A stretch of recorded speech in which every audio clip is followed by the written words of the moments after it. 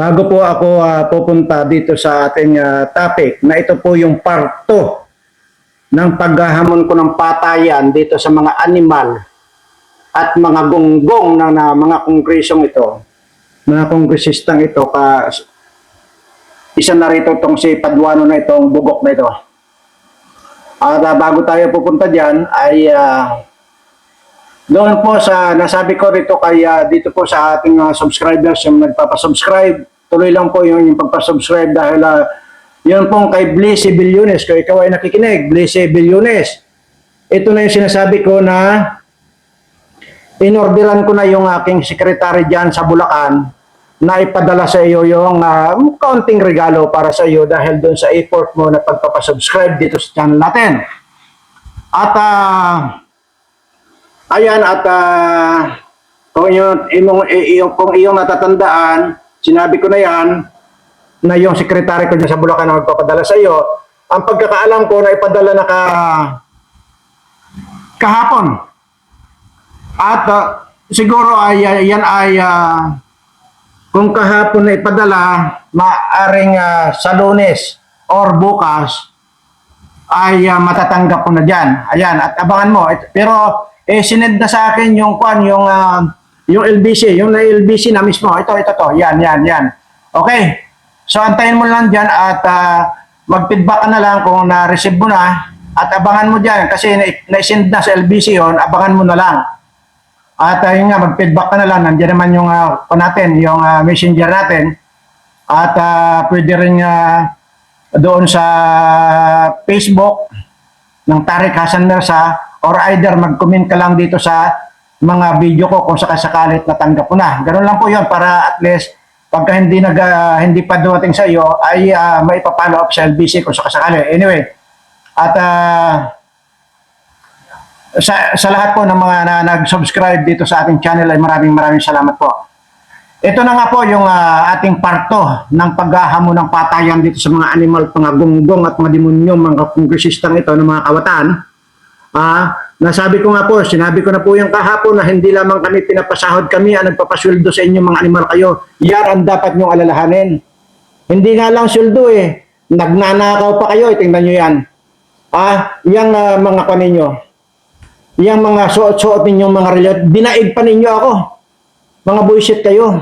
Sa bagay, itong relo ko, hindi nyo kayang bilhin ito kahit magnakaw pa kayo na magnakaw dyan sa Kaban ng Bayan, hindi nyo kayang bilhin itong relo ko ito.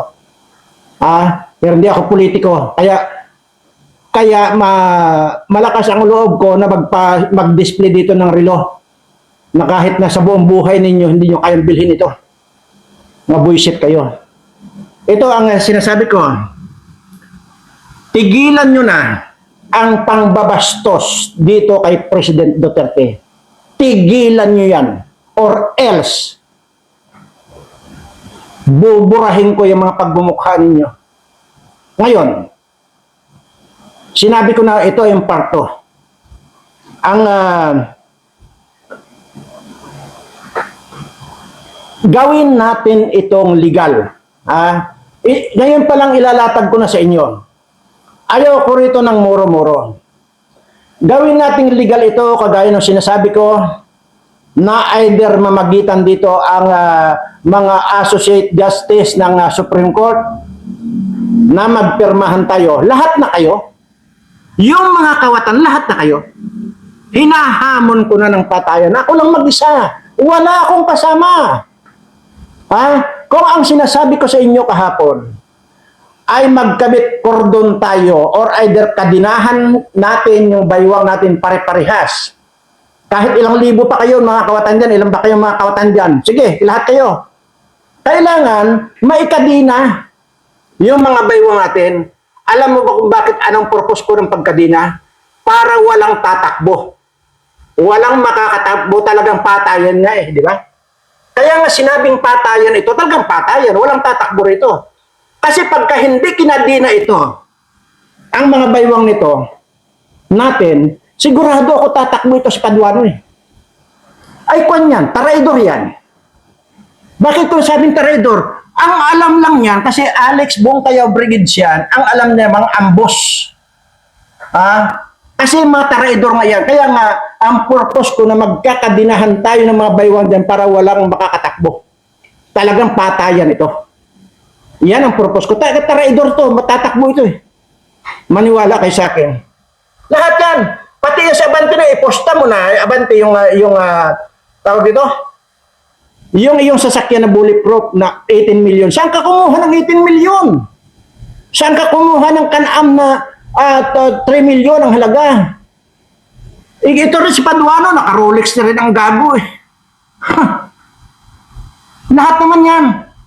Isa rin dyan, yung mga bubo ng mga kongresistan dyan, akala yung tatalino nyo? Tatratuhin nyo ang ganyan si President Duterte. Ang tanda-tanda na ni President Duterte, ganyan ang trato ninyo. Mga wala kayong modo. Kaya sabi ko nga sa inyo, tapos na. Wala na akong karespeto sa inyo, kaya ito, naghahamon ako ng patayan sa inyo. Yan ang dyan. Hindi ito muro-muro. Seryoso ako rito, basta ang sa akin lang, gawin nating legal ito. At sinasabi ko, may pustahan ito. Kaya sinabi ko, lahat ng mga kinulimbat ninyo, na mga ninakaw niyo, ultimo Rolex na yan, kung ano-ano. Ultimong lahat yan. Ultimong basahan, iposta nyo. Ultimong kutsara tinidor ninyo, iposta ninyo. Kasi ang gusto ko rito, kasi sisiguraduhin ko na para kayong nabagsakan ng atomic bomb pagka Skylab, pagka ako nakaharap niyo. Kaya gusto ko rito, iposta nyo lahat dito, yung mga kinulimbat ninyo. Kung ang mga kinulimbat ninyo, halimbawa na natin, bawat isa sa inyo, 1 bilyon, halimbawa na natin, dudublihin ko yan. Kung si Paduano mayroong 1 bilyon, dudublihin ko, 2 bilyon, ipaparada ko. Ngayon, kung ako, magsalita, tama, wala akong pirang hawak, pero mayroon akong kamuting dilaw. Lahat yan tatapatan ko. Kahit kayong, lahat kayo dyan. Iposta nyo na. Wala kayong ititira. Kasi kailangan patayan ito. Hindi basta-basta ito. At kaya nga itong mga subscribers ko, itong mga bago nag-subscribe, lahat kayong mga subscriber ko, antayin natin kung tatanggapin nila itong aking hamon na ito. Dahil dyan, magpan kayo, mag-obserba kayo, mag-witness kayo. Kung papaano kung burahin sa mundo itong mga animal na ito. Walang kanto. Babaliin ko ang laig dito. Kahit ilan pa yan sila. Labas sa lahat ng mga kawatan na mga kongresista yan. Isalin na yan, sino pa yung mga senador dyan na kawatan. Anak, kumakampi sa bangag. Itong ako na ito, para nagtutula na itong hayop na ito. Pati hearing dyan na haharangin niya yung hearing, hinarangan niya yung hearing dun sa PDIALEX na yan. Sila eh. Pero sabi ko, mayroong time. Mayroong time na ako mamayagpag dyan, tandaan niyo, itaga niyo yan sa bunbunan ninyo. Tutudasin ko kayong lahat. Maniwala kayo. Pikang-pika na ako sa inyo, mga hayop kayo. Ayaw ko nang ipakita yung mga pag-uugali itong Paduano. Nandyan lahat sa mga video yan. Nakakapangilabot. Ayaw ko nang ipakita. Dahil sasabihin nyo, nang kukanla ako, nang o-joke ako, hindi. Para lang sabihin ko na ginagatungan ko pa. Hindi. Hindi ako ganun. Kaya nga ako mismo, ako makikipaglaban mag-isa. Bullshit ito. At sisiguraduhin ko. Kahit nga mas maganda nga sana hindi lang yung nakakadina eh. Hindi lang yung nakakadina. Dapat yan. Ako na mismo. Magpresenta lang kung sino, ilang sila. Para magpapagawa ako rito ng hawla. Yung steel na hawla. Para nandoon tayo sa loob ng hawla. Yung walang pwedeng tumakbo, nakakandado tayo doon. Iyan yun. Dahil sabi ko nga, baka kung maripas ang takbo itong Paduano nito, duwag ito. Ang alam lang niya mga boss, ewan ko dito sa mga pulis na ito, ay yung mga kasamahan yung pinagpapatay ng ABB, Alex Bongkaya Brigades na yan, yung mga pulis na pinagpapatay niyan, bakit hindi lang imbestigan nyo? Bakit itong si President Duterte? Isa pa yung katangahan ninyo. Mayroong certain age ng isang tao na hindi na pwedeng ikulong. At yan si President Duterte, pasok na yan. Hindi ba pinapalaya na nga natin dyan sa bilibid yung 60, 70, 75, pinapalaya na. 79 na si President Duterte. Tapos pinag-iinitan niyo pa, gusto niyo pang ipakulong. Mga tanga talaga kayo, mga bobo. Hindi na pwedeng ikulong yung gano'ng mga edad na. Ang tatanga ninyo. Mayroon pa niyan itong babae na itong karan mo, laging pupunta sa inaugurasyon. Laging nakapilipinyana. Hindi naman bagay sa kanya. Para bang yung lumba-lumba na sinuotan mo ng Pilipinyana. Yan sino yung si maestro na yan? Yung, ano yan? Los Losiro na yan? Taga Batangas na yan? Lagi, tingnan nyo, laging bago yung Pilipinyana. Hindi naman bagay sa kanya. Ano yan? Kaninong galing ang pera? Kay Romualdez na demonyo. Para lang gustong idiin itong si President Duterte. Yan ang mission nitong mga hayop na ito. Itong si Kimbo. Tingnan nyo, laging nakapilipin niya na akala mo pupunta sa inaugurasyon. Mukhang daga naman.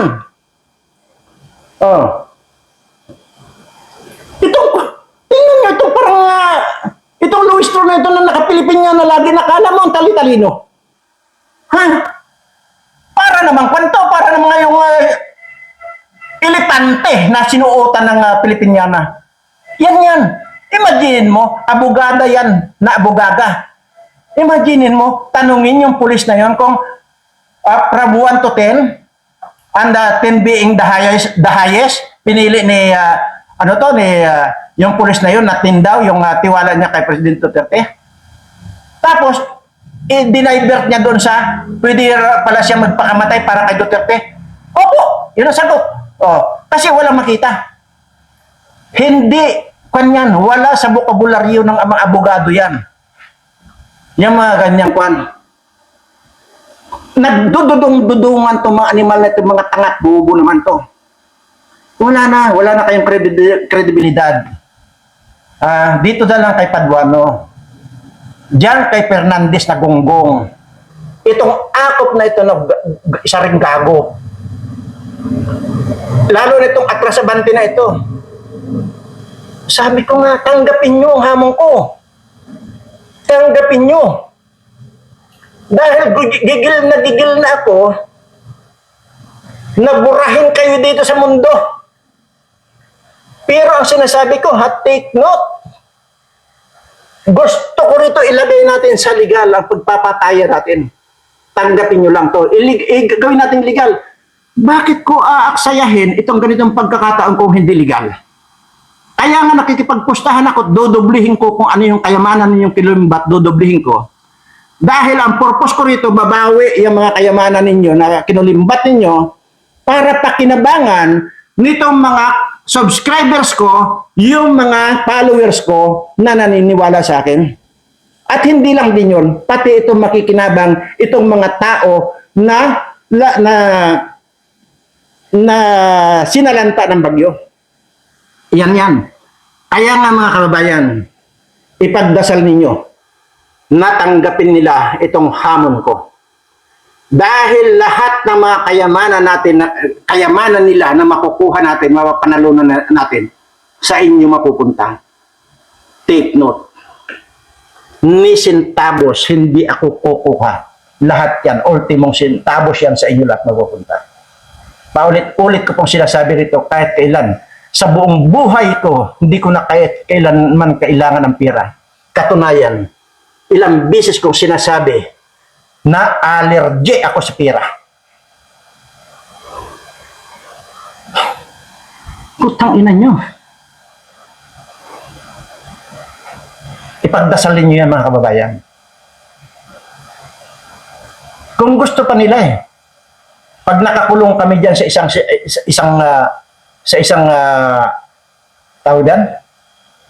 isang kulungan, Ako na, wag na kayo mag-alala. Ako na magpapagawa ng kulungan natin. Tapos kakandaduhan yan. Tapos doon na tayo mag-away-away. Doon na tayo magpapatayan. Kung ayaw nyo ng kadina. Kasi mas maganda rin yun kung nasa hawla tayo eh. Para lalong hindi makakatakbo itong Paduano na ito. Itong mga buisit ito. Alam mo ang pinanggigilang ko rito ng gusto? Itong si President Duterte, lahat ng demanda, lalo na yung mga demanda nina Laila de Lima naman niya, yung mga demanda nila, lahat yan tungkol sa human rights, hindi ba't inabsuelto ng Supreme Court, dinismiss lahat ng Supreme Court. Bakit kayo kailangan ipagpilitan dahil gusto lang niyong hiyain si President Duterte? Ako ang harapin ninyo, mga buang kayo. Ako. Lahat ng kondisyon ibibigay ko sa inyo. Pwede rin na hindi ko kayo hahawakan pag nandun na tayo sa hawla. Pero kung ilan man kayo, ilan ba kayo mga kawatan dyan? Sige nga, taas ang kamay. Magtaas ka ng kamay yung mga kawatan dyan sa Kongreso.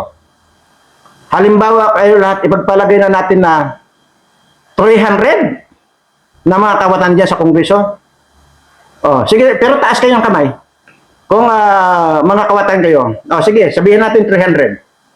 300 tayo nandun sa loob ng hawla. Ako lang mag-isa. At pwede talaga ninyo akong kuyugin sa loob ng hawla. Napakalaki ko nito, bintahe sa inyo. Kaya kung ako sa inyo, tanggapin nyo na itong hamon ko. Dahil may pamumusta naman ako, hindi nga lang pera, pero sisiguraduhin ko na itong pamumusta ko, tinatanggap ito sa buong mundo. Kaya huwag kayo mag-alala na hindi matatapatan. Kukomputin lang natin. Kung iyan 1 bilyon, kukomputin lang natin yung kamuti ko na ipupusta sa inyo. At yun, ipaparada natin dyan para walang kawala. Ganun ako. Bullshit kayo. Wala na kayong katigil-tigil eh. Dinismiss na ng Supreme Court. Tapos ngayon wala. Ang gusto lang talaga ninyong hiyain si President Duterte. Gusto lang ninyong sirain si Sara Duterte.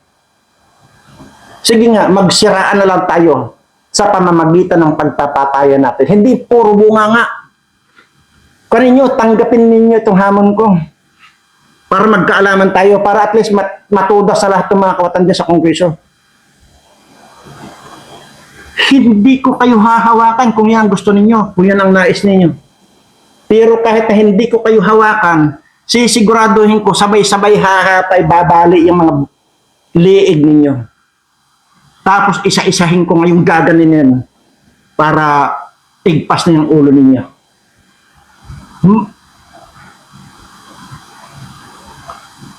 Gaganyan ko lang.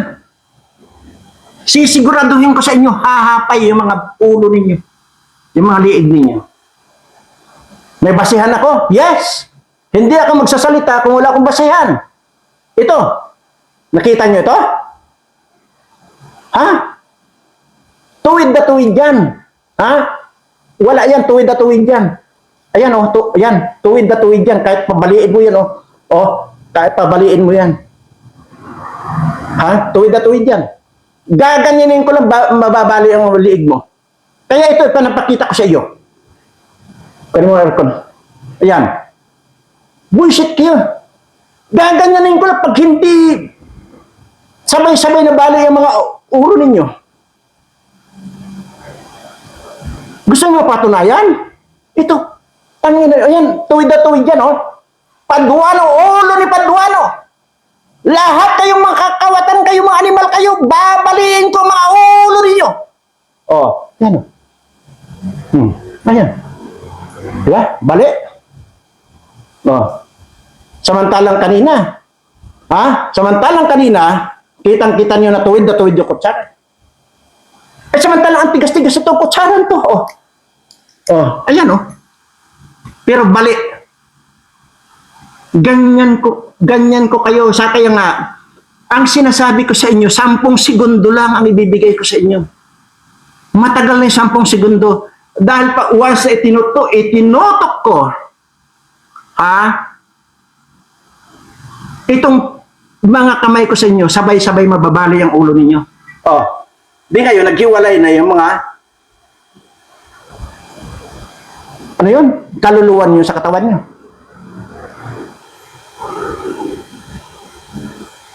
Itong Paduano na ito, kaya, kung kayo dyan sa Kongreso, ang hilig nyo mag-cite in contempt, wala, lalo na itong mga Paduano na ito, walang ibang binukas ang bibig na to, cite in contempt. Di ba maging yung pulis na yun na-investigan niya? Ang sabi ni Akop, baka hindi ka na makauwi. Binantaan na naman, ma-cite in contempt. Tingnan nyo, ganyan kagago nito. Yan ang bukang bibig ninyo. Pero pag nandyan tayo sa Lunita, ako ang magsa-cite in contempt sa inyo. Sama-sama kayo. Wala na kayong balikan. Isa-cite in contempt ko kahit ikukulong ko kayo sa inyong mga pansyon. Wala nang balikan. Kung ang hilig ninyo dyan sa Kongreso mag-cite in contempt, magpakulong, ako naman. Pag nandyan tayo sa Lunita, tanggapin nyo itong hamon ko. Pag sinite in contempt ko kayo, dyan kayo sa lupa. Dyan kayo sa ilalim ng lupa, lalamunin kayo ng kapwa ninyo, demonyo. Tanggap na. Gigil na ako. Gusto ko nang gamitin ito. Ginamit ko na ito nung gira. Ginamit ko na yan.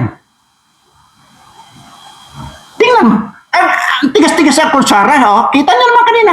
Tuwid ito kanina. Ayan. Nabali. Yan ang gagawin ko sa inyo. Saka ikaw, Paduano, yung mata mong nanlilisik na yan, huhukayin ko yan, at ipalulunok ko sa iyo para hindi ka na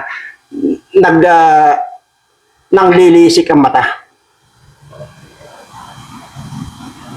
Bullshit kayo. Pag hindi nyo tinigilan itong si President Duterte, yun na lang ang gawin niyo, tanggapin nyo ang hamon ko na magkaalaman tayo kung sino ang siga sa atin. Alex Bongkayaw Brigades, itong si Paduano. Yan yung mga tulisan. Pero itong mga tulisan ito yung mga talawan. Kaya nga, ang sinasabi ko rito, magkabit kordon tayo or either doon tayo sa isang hawla dahil alam ko ito, taraidor ito, tatakbo ito, hayop na ito.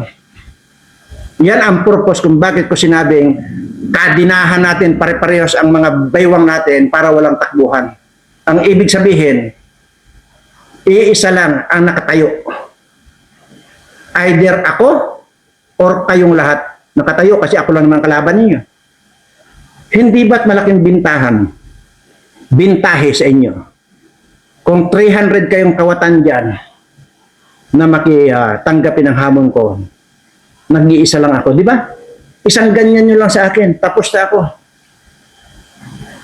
Titingnan natin kung hindi kayo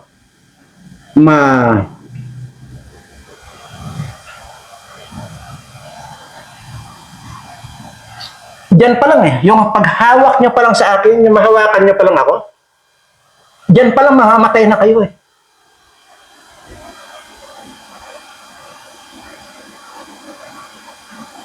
Gusto niyo makita na maglalagay ako rito ng kwan? Maglalagay ako rito ng bakal sa kahit saan katawan ko? Biglang kwan yan? Kaya dito hawakan pa lang nila aliman dito sa katawan ko, siguradong sunog na itong mga ito .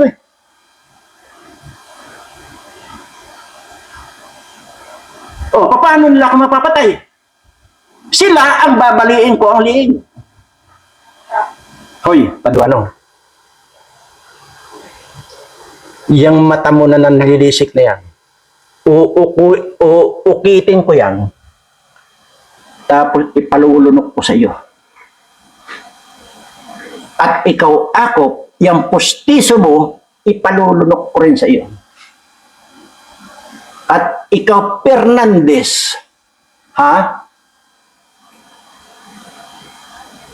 Hindi ko alam kung baka yan na lang siguro, tanggalin ko na lang siguro yung mga buto mo.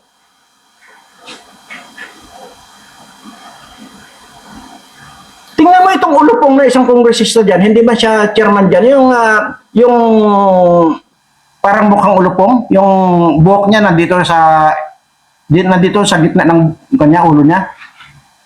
Ha? Sapin-sapin ang kaso sa ombudsman ng putang ina.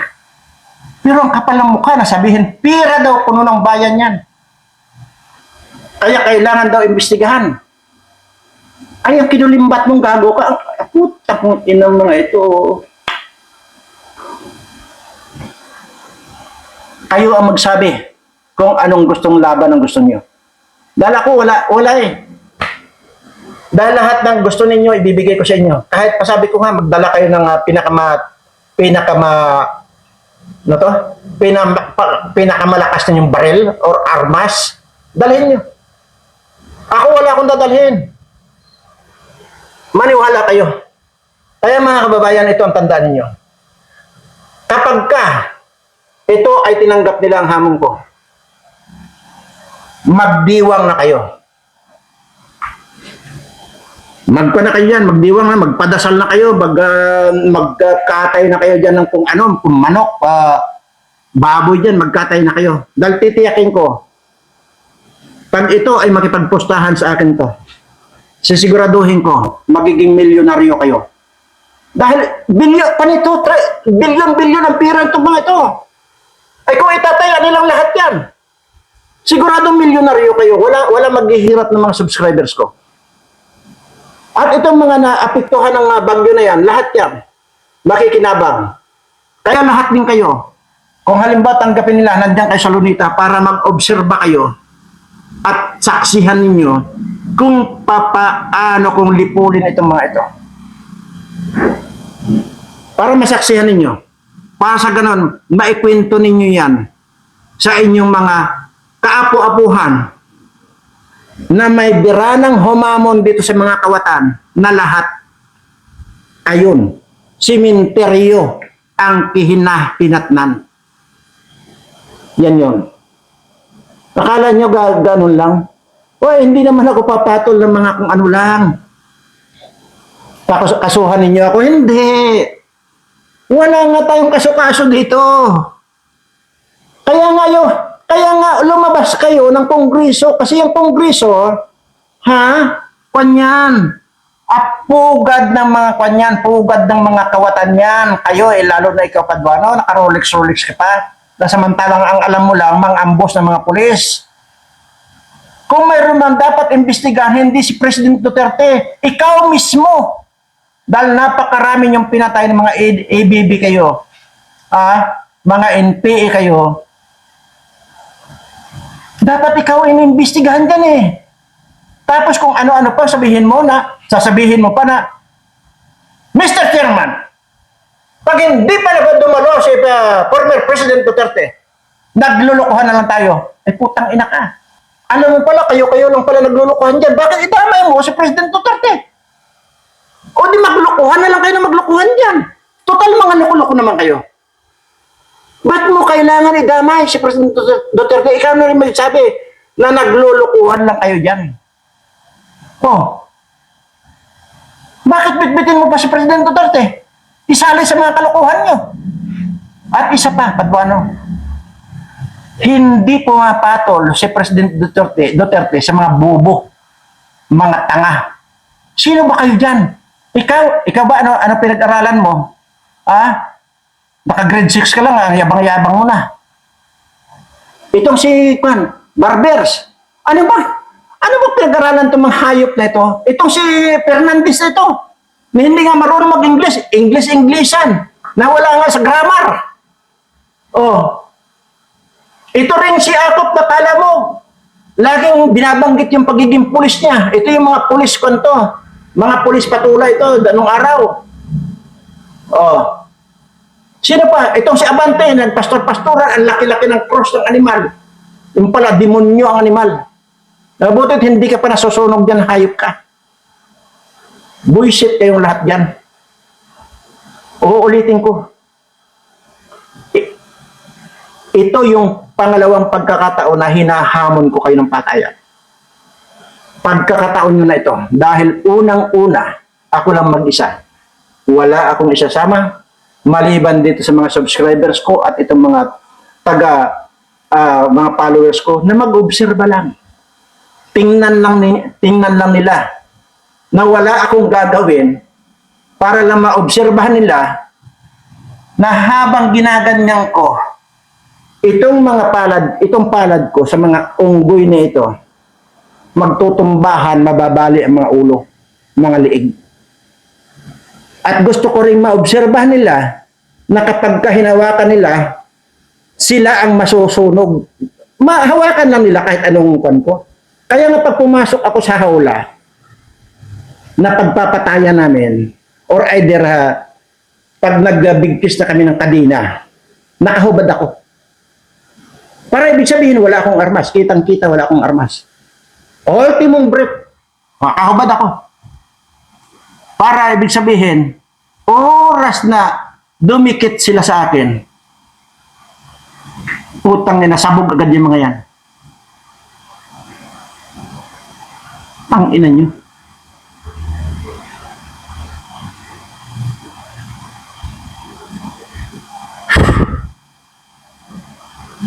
Nakakapanggigil. Buisit talaga ito mga highway. Mga loko-loko.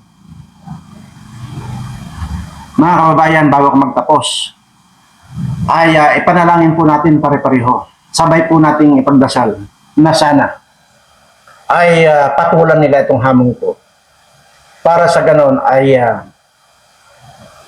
kung hindi man maubos itong mga kawatan na ito, at least mabawasan. Para sa ganon din ay umangat man lang itong ating bayan na kinukubabawan na ng mga demonyong mga politikong ito. Napakarami nating mga kababayan ang walang masayang. Napakarami nating mga kababayan ang mga naghihirap, totoong naghihirap. Ngayon, kung ang sasabihin ninyo, nasaan yung mga sinasabi kong walang masaing, sumama kayo sa akin. Willing ako na dalhin ko kayo doon sa mga iniikutan ko. Iniikutan ng team ko.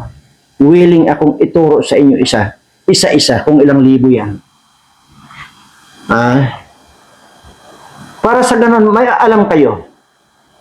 Kaya nga, ang sinasabi ko rito lagi, kung subscribers lang ang gusto ko, kung itong mga iniikutan ko, mga binibigyan ko at mga tinutulungan ko ito, binibidyo ko, matagal na milyones ang subscribers ko.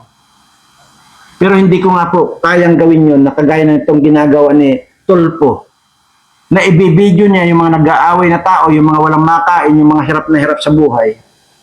Gusto niyang ibibidyo yun ang pinagkakakitaan, kaya dumami ang subscribers niya. Ganon po yun. Paulit-ulit ko po sinasabi ito. Hindi ko po kayang gawin sa kanila yun. Dahil unang-una, mahihirap na nga itong ating mga kababayan na ito, gawin pa nilang mga parang mga aso ito. Yun ang hindi ko kaya. Ngayon, dito sa aming pagpapatayan, yan, lahat kayong mga subscribers ko or doon sa mga viewers ko, i-video ninyo para sa ganon matatak sa kasaysayan ng mundo ang pangyayaring ito.